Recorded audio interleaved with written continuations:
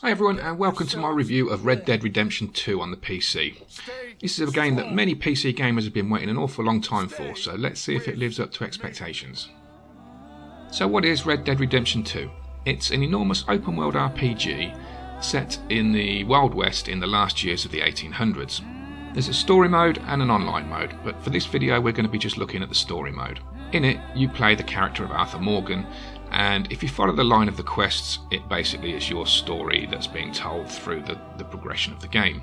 Maybe the easiest way to describe it is like starring in your own spaghetti western, which is really brought home by the stunning cutscenes and amazing visuals and effects within the game. Since it's ported from a console, one of the key things we'll be looking at is how well that port has been done, or whether it's just been copy and pasted from the console version. The rig I'm running the game on is a Ryzen 7 2700X. The graphics card is a GeForce RTX 2070 with 8GB, and I've got 16GB of RAM and an SSD. That will help you to compare what you're likely to see when you are running on your own PC.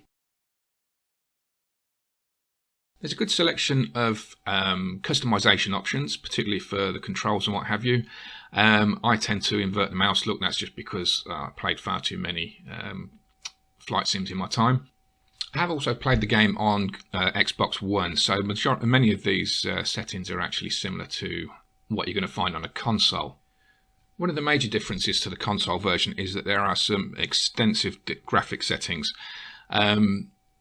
which will enable you to really configure and tweak this to give you the best sort of frame rates and quality. One of the things which really surprises me and disappoints me is, and I stand to be corrected on this, please if you know different, let me know in the comments below, is that you can't seem to remap the keys. Now, not such a massive deal, but I am a left-handed gamer, and as a result I kind of tend to set things up my own way. I have become fairly adept at playing with the WASD keys and using my left hand on the mouse, but it is quite awkward, particularly for some of the further over keys that you normally use your thumb for potentially, but now I have to try and use my little pinky finger. I kind of find that annoying. It would be much nicer to be able to define these keys ourselves, because everybody's different. Everybody wants a different setup.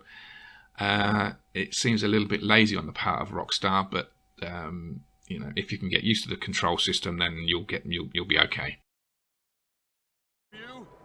The game eases you into the storyline and the controls quite gently, with a very, very well scripted and cinematic introduction / tutorial.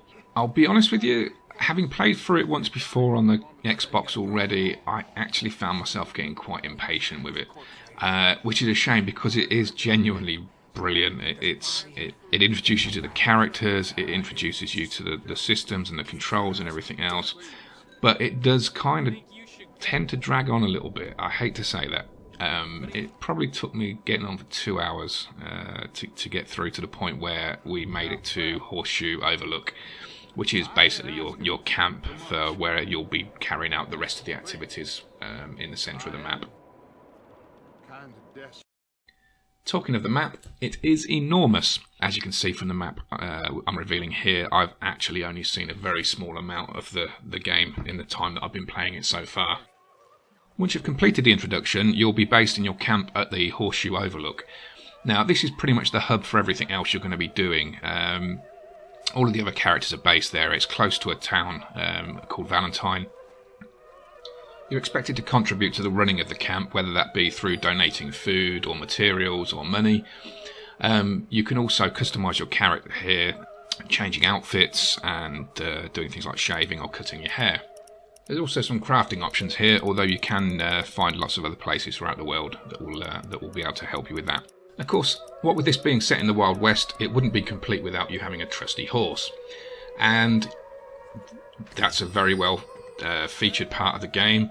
You can collect several different horses. You need to look after them, keep them clean, brush them, what have you. You can lose horses, they can die. So you do become quite attached to them once you've been keeping them for quite a while. So it's a nice little addition to the game. No more warnings coming. Got In terms of combat, the game is mainly third-person shooter. You can actually change it so it becomes a first-person shooter, though I prefer it in third person here. There's a fairly reasonable range of weapons from the period, carbine rifles, revolver, etc. Even, as you can see here, hand-to-hand combat, although I find that quite tricky, especially since with the left hand not being, well, the left-handed setup not being quite so easy to get to the various keys that you might need to. In general, though, combat feels pretty good. You aren't godlike. You can die fairly easily if you don't pay attention. But the one thing that I do find a little frustrating is the reload mechanism. It seems to be, perhaps I'm too used to more modern shooters like The Division or Ghost Recon, but there's a bizarre scenario where you pull the trigger, you press the button to pull the trigger and shoot, then you seem to have to press the trigger again or press the button again to reload before you can fire again, which has caught me out a few times. I've shot off into random directions while I wasn't really concentrating. But yeah, it's just something that you need to get used to. Please, I beg you, stop. Come, sir. You won the fight already. Surely that's enough. As well as the combat and questing side of progression, there's also other activities such as hunting, crafting, even collecting plants, creating potions, or even just cooking. It's a really quite a well-developed crafting and trading sort of mechanic within the game. There are also great ways to explore the environment. You can go off on hunting expeditions and just, go and try and find new game, new wildlife. There's a compendium which has entries for pretty much all of the wildlife and fauna that you can either hunt or gather. And for the completionists amongst you, that will be a heck of a job to get complete. So in conclusion, I guess I would say that this game is actually very, very good. It's beautiful. The visuals are simply stunning. The sounds really, really work well with the visuals. Creates a really good atmosphere. It's a vast open world. There is so much to do. Even if you didn't want to follow the quest line, you could probably spend just hours and hours and hours doing stuff just within the landscape. The storytelling is good. The voice acting is excellent. And the cutscenes really, really add to the whole overall feeling of being in your own little movie. A couple of minor niggles from my perspective. The reload mechanism, as I already mentioned, I find quite difficult to get my head around. I'm sure I will do the more I play it, but just as a new player, it's a little bit tricky. Also, the not being able to rebind the keys, maybe not such a difficulty for right-handed players, but certainly for lefties like me, that's going to cause you some trouble.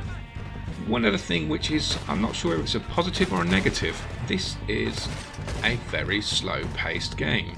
Things happen slowly. That's all you can describe it as, really.